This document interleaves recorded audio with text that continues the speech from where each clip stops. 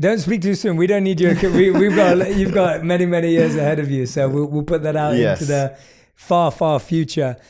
When you first had the experience of driving your first ever race car as a young boy, I believe you were like 4 years old. Yes, 3.5. 3.5. Walk us through what you remember. What was the first time you remember driving a car and you remember how you felt? And what was that feeling like?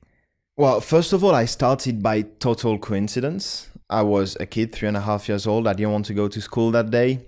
And I said my father I was ill, and he believed me. By coincidence, he had to go and see his best friend, which owned a karting track.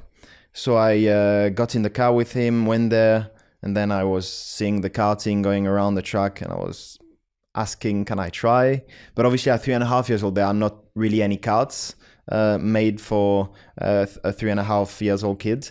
But luckily for me, the owner, which was Jules Bianchi's father, Philippe Bianchi, had a karting made for his son when he was 3.5. So there was everything ready. And I tried for the first time there. And I remember the first lap, they attached a rope to my karting, and there was an adult driving in front of me just to make sure that I would be able to turn, etc. And after the first lap, we took off the rope, and I went on until there was no fuel left.